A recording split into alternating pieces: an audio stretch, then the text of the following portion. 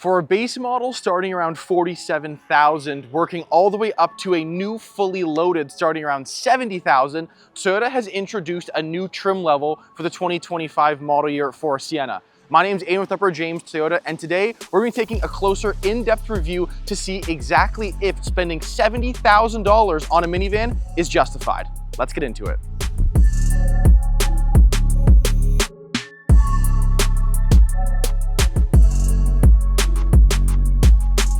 If you guys are in the market for a new or used vehicle, do not forget to click the link in the top of our description. Now, let's start with the powertrain for the 2025 Sienna. Nothing has changed from the previous model year at all. You're still getting a 2.5 four-cylinder paired up with 3 electric motors because this is an all-wheel drive variant and is the only way you can get a Platinum here in Canada. Combined, you're making about 245 horsepower through an electronic CVT transmission. Now, this is finished in magnetic gray metallic, and I actually think this is my favorite color on a Sienna that we offer. I do really love the cement color that was originally featured on an XSE. I think it's a really cool color that's on the current market, but I just like the way this darker gray ties in the wheels and the different little chrome accents and darkened chrome accents throughout this vehicle. You guys can let me know down below in the comments. Now, talking about this vehicle specifically, this is one of the hardest Sienna variants to ever get. We are already filming this in October of 2025, and obviously you could have ordered this vehicle, late 2024. The only time I've ever seen another one of these was actually at the head office, which is in Toronto. I actually saw the first one of these. It was pretty cool to see, and I've never been, necessarily ecstatic to ever see a minivan per se, but obviously with this new price tag coming out and the new features offered on a Platinum, I was really interested to see, when we actually received one of them, what my true thoughts were on this vehicle, because the predecessor highest trim level was a limited, but one of those is about $5,000 less than this current vehicle in front of me today. So I'm interested to see if the everyday consumer, if you were in the market for that fully loaded minivan, to haul around you, your family, your kids, I don't know if that is actually going to be justified for that price jump getting into this specific trim level. And it's really odd because I say that and I look at the wheels on one of these, because on the exterior on a Platinum, you only have 2 noticeable differences that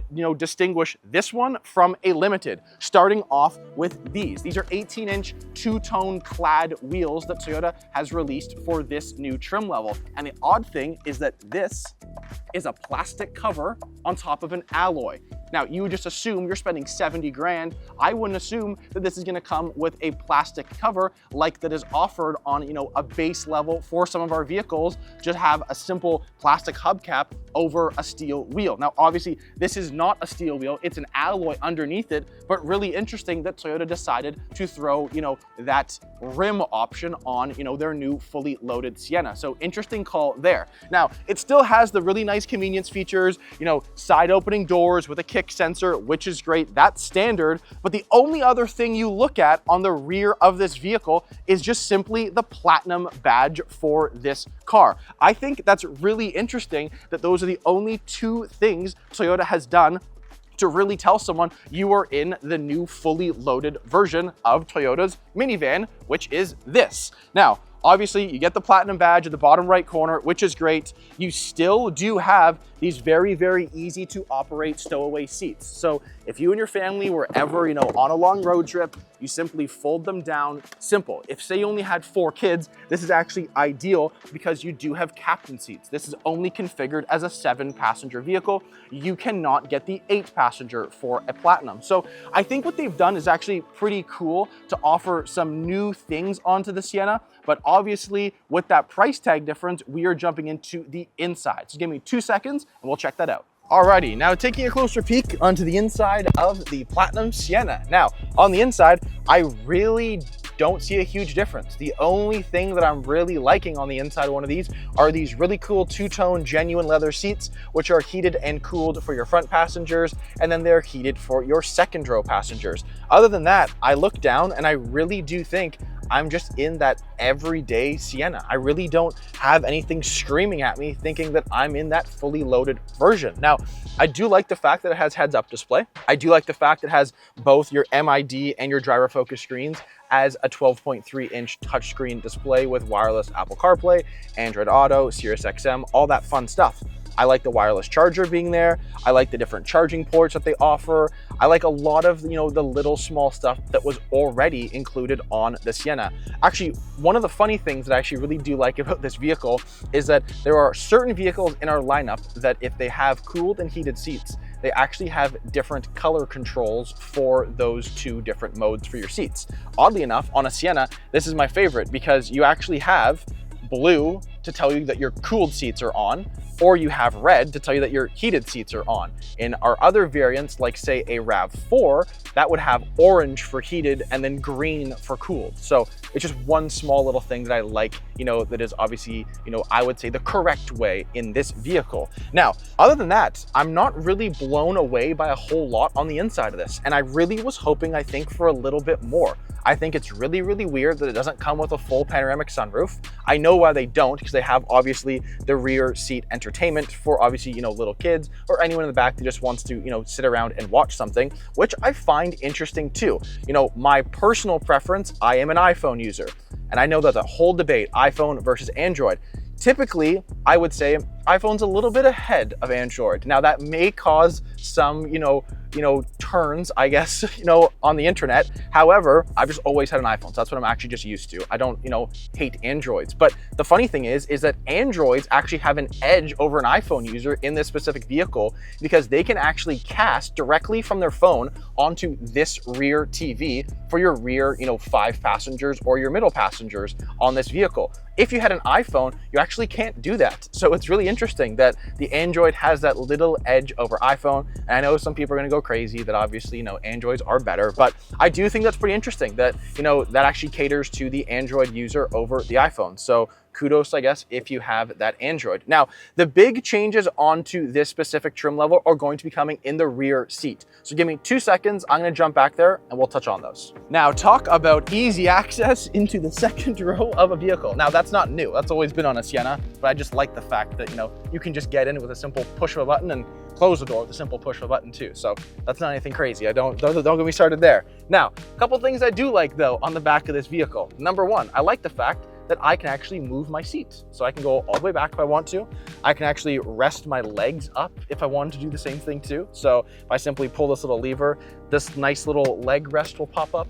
I could, recline my seat back a little bit. If I had an Android, I could cast something on Netflix. I could sit here for a nice long drive. But I actually do like that option because if you were ever gonna split time driving this vehicle with say like, your partner or your spouse or, your family members and, you didn't really wanna stop and, pay for a hotel, you wanna do it all in one shot down to Florida, for example, you, I guess, theoretically could just, one person could definitely sleep in this seat. I fit pretty comfortably. It goes pretty far back. Now, if you had rear seat passengers in the third row, that might make it a little bit more difficult, but at least it's still an option, for you if you're ever planning that long road trip. Now, on the inside of this vehicle, I really look around and I think of a Limited. Rear seat entertainment. I've got my climate controls up here with my heated seats. I've got my built-in sun shaders back here, built-in sun shaders for my third row. There's really nothing standing out to me other than these seats because obviously these are obviously exclusive to this trim level. However, I look down and that's where things are a little bit different. Now, obviously this center console is actually probably one of the larger ones I've actually ever seen on any of our vehicles in our entire lineup. And that is because they've added 2 new additional interior features on this trim level. I talked about the outside features being obviously the Platinum badge, the 2-tone clad wheels, and then on the inside you get rain sensing wipers, which really is not something you've ever needed to go fully loaded for in our lineup to get, which is interesting they've included on this one. But the other 2 things, which I don't know if I'm gonna justify the price jump from the Limited to this just with these 2 features, but I think it's pretty cool. You hit this little button here and this will actually open up. You have the ability to change this into a fridge or a freezer. You've got 2 different modes, cool or freeze. You can put up to 4 500 milliliter water bottles, which I think is pretty neat. Now, obviously, that's not a whole lot of space. But obviously I do like the fact that if you were going on a long drive, for example, and you had like, meat, cheese, cracker, something easy, fills you up quick, you could put that in there and you're not worried it's gonna go bad. Or, you go to the grocery store and there's something that, you need to keep chill and you've got a long drive home or you're stuck in traffic and you don't want something to go bad. Well, that's a pretty cool option for you and obviously anyone that is in the back of this vehicle. Now, the other interesting thing is going to be coming in this little bag. Now, I'm not too sure. I tried to do some research to see exactly what the US market got. I saw a mix of people that had this. I saw other bags that were offered. I'm not really exactly too sure what is being sent to the States directly, obviously because we are in Canada. But up here, you get one of these from us. You open it up, it's actually going to be a built-in vacuum. So you've got all these different nozzles, all these different heads for it. You simply have this little, outlet here. You plug it in, and underneath it, you're gonna have this little storage compartment that you pull this out, and that's actually going to be your filter and your waste bin for your onboard vacuum. Now, I think that's a pretty cool feature that Toyota is adding onto one of our vehicles. I would have never thought we would be installing a vacuum or a fridge on one of these. I've obviously seen like the cool boxes at some points, which I do think is pretty neat, especially for a family-oriented vehicle. But do I justify the $70,000 price tag that this vehicle comes with? I'm gonna say no. I'm sure some people are going to agree with me. I'm sure some people are going to disagree with me. I think that for a fully loaded option to get hybrid all-wheel drive with all the features that it has at that price point is really nothing drastic, I guess, versus what is currently on the market. But at that price point, there are obviously so many other vehicles you can get yourself into. Do you save up a little bit more money and jump into a Sequoia, something a bit bigger? Do you want to go a different route and go to a different manufacturer? Like my mind, whenever I hear $70,000 for a family transporter, I'm gonna have a lot of different, options, I guess, for you. So you guys can let me know down below in the comments if you think it's worth it. Now, to wrap things up, let's go over a few very important numbers, starting with fuel efficiency. Now, this is a brand new vehicle. It only has 4 kilometers on the odometer. So as per Toyota standards, this is actually not at its optimized fuel consumption yet. With that being said, this has a full tank of gas right now, and it's telling me my distance to empty is 1,004 kilometers because Toyota rates this at averaging 6.7 liters combined between highway and city, which is some crazy good fuel efficiency considering you could transport up to 7 people in this fully loaded vehicle. Now, we say fully loaded, and we actually talk about the price tag on one of these.